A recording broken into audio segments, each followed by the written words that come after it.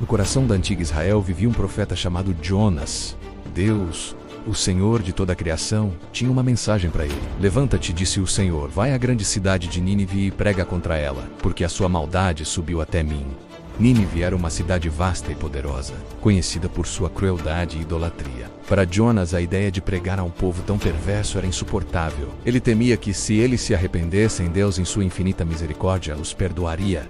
E Jonas não queria que Nínive fosse perdoada. Então, em vez de obedecer, Jonas decidiu fugir. Ele desceu a Jope, uma cidade portuária, e encontrou um navio que partia para Tarsis, na direção oposta a Nínive. Pagou a passagem e embarcou, esperando escapar do chamado divino. Mas o Senhor não permitiria que Jonas fugisse tão facilmente. Enquanto o navio navegava em mar aberto, o Senhor enviou uma grande tempestade. O mar se agitou violentamente e o navio ameaçava partir-se. Os marinheiros aterrorizados clamaram cada um ao seu Deus e lançaram a carga ao mar para aliviar o peso. Jonas, no entanto, havia descido ao porão do navio e adormecido profundamente. O capitão do navio o encontrou e o repreendeu. Como podes dormir? Levanta-te e clama ao teu Deus. Talvez ele se lembre de nós e não pereçamos. Os marinheiros, convencidos de que a tempestade era um castigo divino, decidiram lançar sortes para descobrir quem era o culpado. A sorte caiu sobre Jonas. Eles perguntaram: dize-nos por causa de quem nos sobreveio este mal. Qual é a tua ocupação? De onde vens? Qual é a tua terra? E de que povo és tu? Jonas respondeu: eu sou hebreu, e temo ao Senhor, o Deus do céu, que fez o mar e a terra seca. E ele lhes contou que estava fugindo da presença do Senhor. Os homens ficaram com muito medo e perguntaram: que o teifermos, para que o mar se acalme para nós? Pois o mar estava cada vez mais agitado. Jonas lhes disse: tomai-me e lançai-me ao mar, assim o mar se acalmará para vós. Porque eu sei que por minha causa vos sobreveio esta grande tempestade. Os homens tentaram remar de volta à terra, mas não conseguiram, pois a tempestade se intensificava. Finalmente clamaram ao Senhor pedindo perdão e lançaram Jonas ao mar. Assim que Jonas foi lançado ao mar, a fúria da tempestade cessou e o mar se acalmou. Os marinheiros ficaram cheios de grande temor ao Senhor, ofereceram sacrifícios e fizeram votos. Mas o Senhor havia preparado um grande peixe para engolir Jonas. E Jonas esteve no ventre do peixe por 3 dias e 3 noites. Dentro da escuridão e do desespero do peixe, Jonas orou ao Senhor seu Deus. Ele clamou por socorro. Reconhecendo sua desobediência e a soberania de Deus, ele prometeu cumprir seus votos e louvar ao Senhor. E o Senhor ouviu a oração de Jonas. Ele ordenou ao peixe, e este vomitou Jonas na terra seca. Pela segunda vez a palavra do Senhor veio a Jonas: levanta-te, vai à grande cidade de Nínive e prega-lhe a mensagem que eu te digo.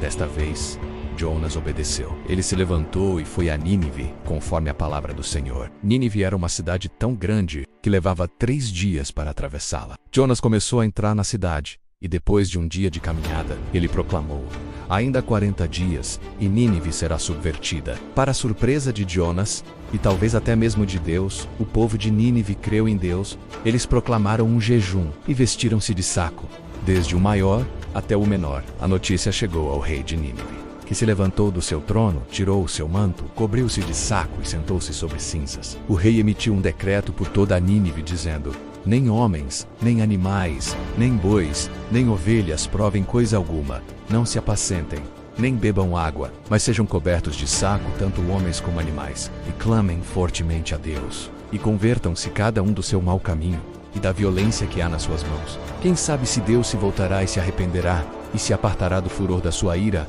para que não pereçamos? E Deus viu as suas obras, como se converteram do seu mau caminho. E Deus se arrependeu do mal que tinha dito lhes faria, e não o fez. Mas isso desagradou Jonas extremamente, e ele ficou muito irado. Ele orou ao Senhor e disse: Senhor, não foi esta minha palavra, estando eu ainda na minha terra? Por isso me apressei em fugir para Tarsis, pois eu sabia que és Deus compassivo e misericordioso, tardio em errar-te e grande em benignidade, e que te arrependes do mal. Peço-te, pois, ó Senhor, tira-me a vida, porque melhor me é morrer do que viver.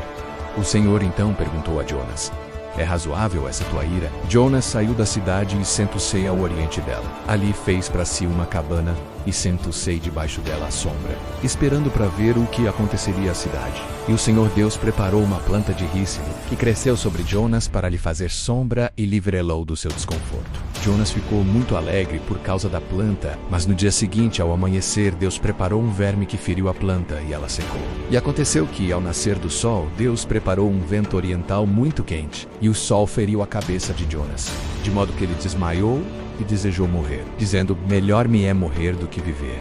Então Deus disse a Jonas: é razoável essa tua ira por causa da planta? E ele respondeu: é razoável a minha ira até a morte. E o Senhor disse: tu tiveste compaixão da planta, da qual não trabalhaste nem a fizeste crescer, que numa noite nasceu e numa noite pereceu. E não hei de eu ter compaixão de Nínive, aquela grande cidade, em que há mais de 120.000 homens que não sabem discernir entre a sua mão direita e a sua mão esquerda, e também muitos animais? Assim termina a história de Jonas, uma poderosa lição sobre a misericórdia de Deus, a importância da obediência e a necessidade de compaixão, mesmo para aqueles que consideramos indignos.